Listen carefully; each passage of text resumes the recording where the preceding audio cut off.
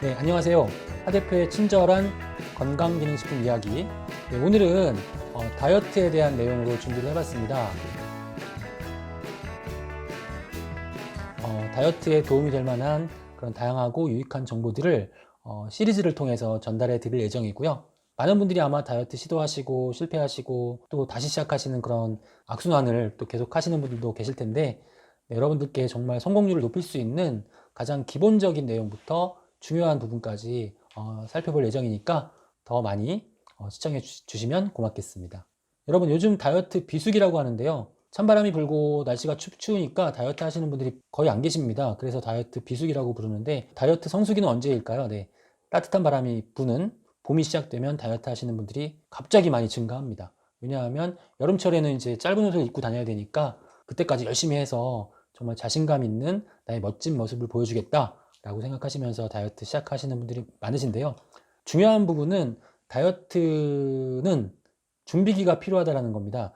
내가 만약에 내일부터 다이어트 시작해야지, 그래서 내일부터 시작해서 시작하는 것이 아니라 충분한 준비 기간을 거쳐야만 다이어트 성공 확률이 높아지고 또 다이어트 결과로서 얻은 나의 멋진 모습들을 유지할 수 있는 그런 가능성도 높아집니다.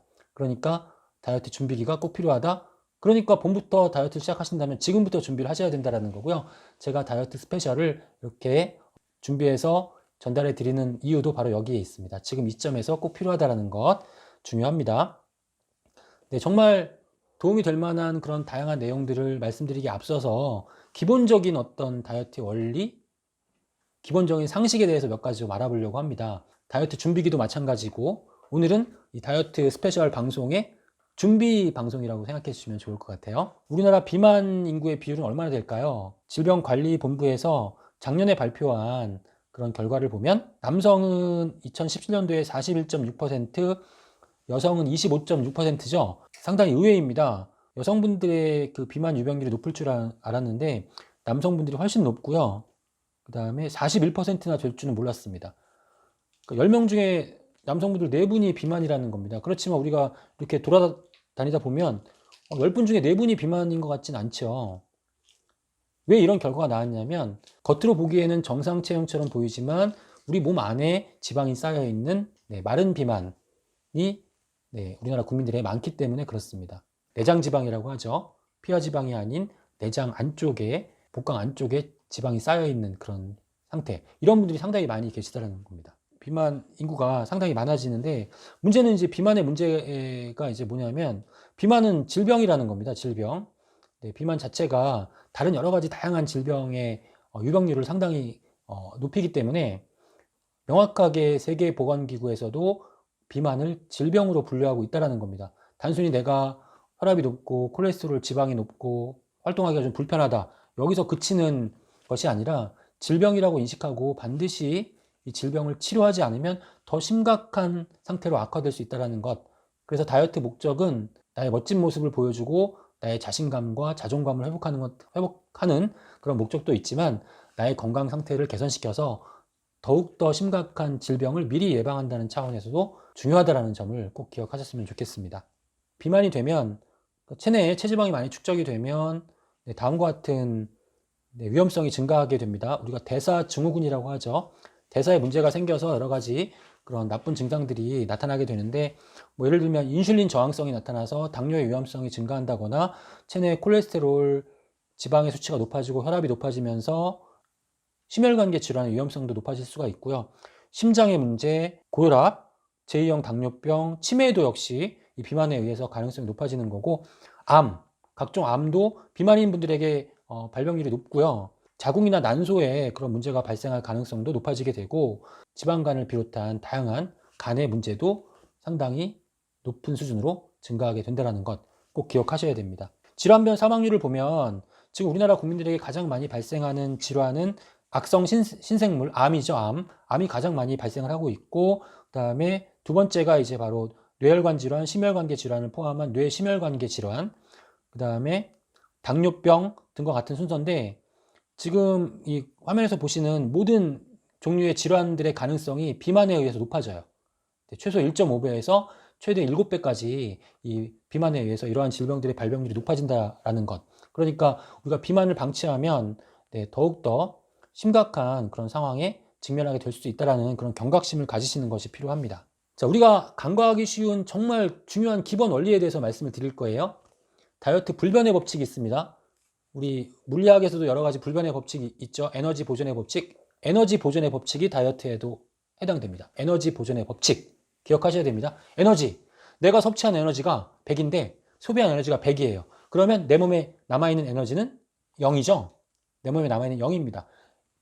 내 몸에 남아있는 과잉의 여분의 에너지가 0일 경우에 내 몸에 쌓이는 지방이나 다른 기타의 물질들이 있을 수가 없다라는 겁니다.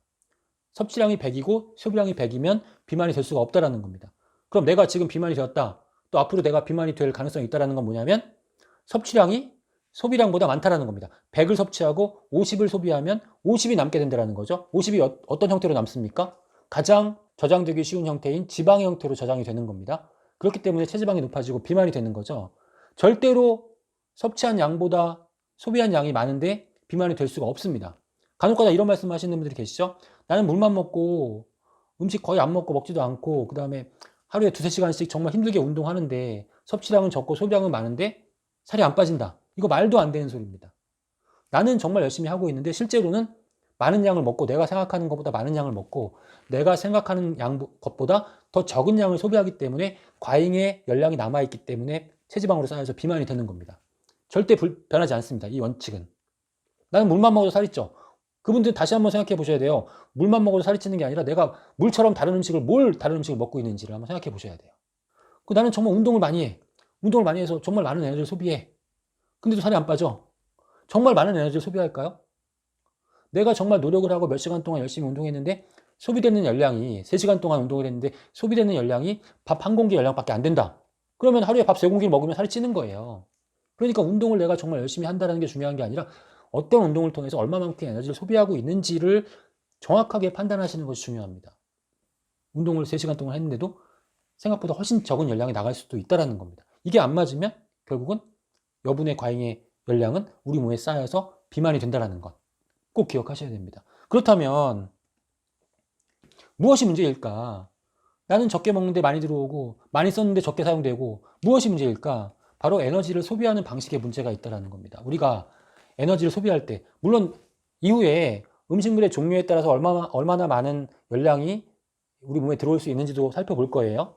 그래서 어떤 음식을 선택해야 되는지도 알아볼 건데 일단 기본적으로 기본 원리로서 에너지의 소비 방식에 대해서 알아볼 겁니다. 에너지의 소비 방식. 우리 몸이 에너지를 소비하는 방식은 크게 3가지입니다. 첫 번째는 기초 대사량, 두 번째는 활동 에너지, 세 번째는 DIT, 식사 시 발생하는 열. 소화기관이 음식을 소화시키면서 소비하게 되는 그런 열량. 이렇게 3가지 방식으로 에너지를 소비한다고 하는데 그 비율이 기초 대사량이 60, 활동 에너지가 30, 그 다음에 식사 시 열 발생, DIT로 부르겠습니다. DIT가 10 정도 되는 겁니다. 그러니까 기초 대사량이 60이기 때문에 우리가 에너지를 잘 효율적으로 소비하기 위해서는 기초 대사량을 높여야 되는 거죠. 그럼 기초 대사량을 어떻게 높일 수 있을까? 기초 대사량이라는 거는 뭘까요? 우리 몸이 나의 의지와 상관없이 스스로 소비하는 열량을 기초 대사량이라고 합니다. 예를 들면 저의 뇌가 지금도 활동을 하고 있고 자고 있을 때도 뇌는 활동을 하죠. 또 소화기관도 활동을 할 거고요. 그 다음에 심장은 항상 뛰어야 되고 숨을 쉬어야 하기 때문에 폐도 활동을 해야 되고 간도 활동을 해야 되고 모든 우리 신체 기관이 다 활동을 하고 있어요. 이렇게 우리 신체 기관이 활동하면서 사용하는 에너지를 기초 대사량이라고 하는데 이렇게 사용되는 에너지가 전체에 소비되는 에너지의 60%에 해당된다는 거예요. 가장 높다는 거예요. 그럼 효율적으로 에너지를 소비시키기 위해서는 바로 이 기초 대사량을 늘려야 되겠죠. 그럼 어떻게 늘려야 되겠습니까? 기초 대사량을. 야 심장 너 지금보다 더 빨리 뛰어. 야 폐 지금보다 훨씬 더 많은 일을 해. 빨리 에너지를 소비시켜. 이렇게 명령을 한다고 우리 신체 기관이 저의 의지에 따라서 에너지 소비를 증가시키진 않는다라는 겁니다. 그러니까 이 기초 대사량을 증가시키는 것이 가장 효율적인 방법이지만 과연 어떻게 기초 대사량을 증가시킬 것인가?